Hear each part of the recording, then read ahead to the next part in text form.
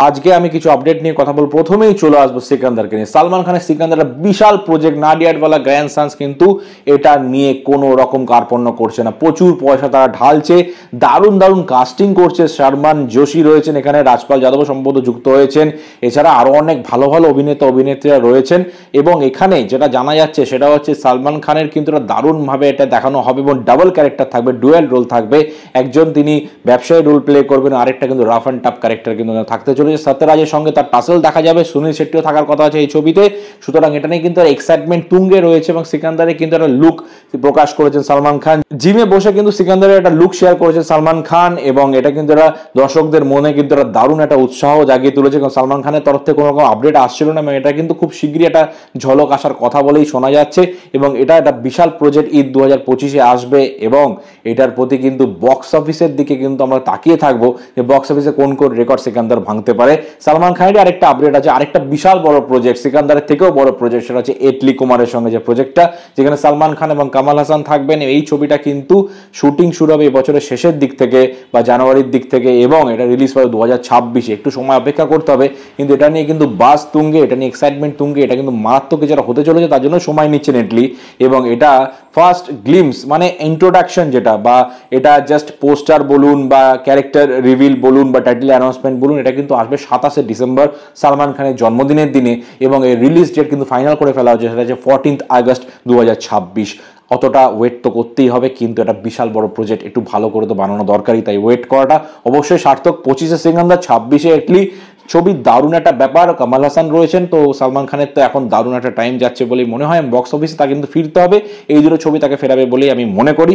Last but not the least যেটা নিয়ে কথা বলবো সেটা হচ্ছে আমাদের টলিউডের ওন ইয়াশ দাশগুপ্তাকে নিয়ে। ইয়াশ দাশগুপ্তা কিন্তু সেন্টিমেন্টাল ছবির মাধ্যমে দারুণ একটা ট্রাই করেছিলেন, আমার ছবিটা ভালো লেগেছিল। কমার্শিয়াল ছবি হিসেবে আমি বলবো ছবিটা ভালো, যদিও একটু ওল্ড ফ্যাশন ছিল, কিন্তু ছবিটা কিন্তু ওভারঅল বেশ ভালোই ছিল। মোটামুটি যা কালেকশন করেছে তার থেকে অনেকটা বেশি কালেকশন এটা করতে পারতো এবং আরো কিছু দর্শক হয়তো দেখলে আমি খুশি হতাম এই ছবিটাকে নিয়ে। ভালো একটা অ্যাটেম্প্ট ছিল।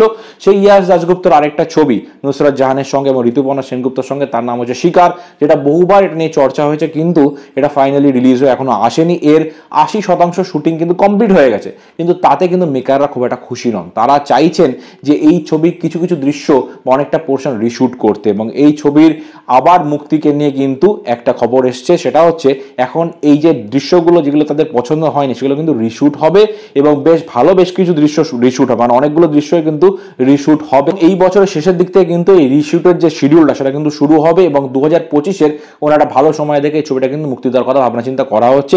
ইয়াস যে এতটা অ্যাটেম্প নিচ্ছে কমার্শিয়াল জনারে রাখার জন্য নিজেকে এবং বারবার এই ধরনের ছবি করার জন্য, তাকে অবশ্যই সাধুবাদ জানাই। হিট ফ্লপ পরের কথা, সাহসটা অনেক বড় কথা এবং এই ধরনের ঘটনা অবশ্যই প্রয়োজন, এই ধরনের ছবি অবশ্যই প্রয়োজন। মাস কমার্শিয়াল ছবি না হলে তো ইন্ডাস্ট্রি শেষ হয়ে যাবে। বলিউড এবং সাউথ ইন্ডাস্ট্রি সবাই কিন্তু মাস কমার্শিয়ালের উপর বেস করেই কিন্তু চলছে, তারা কিন্তু এই ঘটনার ছবি বানিয়েই যাচ্ছে, বাজেট আরো বানিয়েই যাচ্ছে, আমরা বাজেট আরো কমিয়ে যাচ্ছি, ছবি আরো কমিয়ে যাচ্ছি। সুতরাং ইয়াশ বা যারা যারাই করবে তাকে আমি অবশ্যই সাপোর্ট করব এবং মেনলি জিদ্দা তো এটা করেই থাকেন, তিনি তো সবার উপরে রয়েছেন এই কমার্শিয়াল ছবিকে ধরে রাখার ব্যাপারে, তাকে তো স্যালুট জানাতেই হয়। ইয়াশকে আমি বলবো অল দ্য বেস্ট, আপনি এই ছবিগুলো করতে থাকুন, কমার্শিয়াল ঘটনার ছবি, এবং অবশ্যই সেন্টিমেন্টাল যতটা সাকসেসফুল তার থেকে অবশ্যই এটা আরো ভালো সাকসেস পাবে। তো মেকিংয়ের দিকে অবশ্যই একটু ধ্যান দিন যাতে ভালো মেকিংটা হয় এবং লোকে নতুন কিছু একটা পায়, তাহলেই কিন্তু লোকে হলে গিয়ে দেখবে এবং লোকে সিনেমাটা এনজয় করে এবং ভালো ভালো বক্স অফিস আসবে বলে আমার মনে হয়। তো আপনাদের কি মতামত এই ব্যাপারটা নিয়ে এবং সালমান খানের সিকান্দার এবং এটলি 6কে নিয়ে, সেটা অবশ্যই কমেন্ট করে জানাবেন। ভিডিওটি ভালো হলে অবশ্যই চ্যানেলটি সাবস্ক্রাইব করে পাশে থাকবেন, বেল নোটিফিকেশনটা প্রেস করতে ভুলবেন না। দেখা হবে নেক্সট ভিডিওতে, বাই।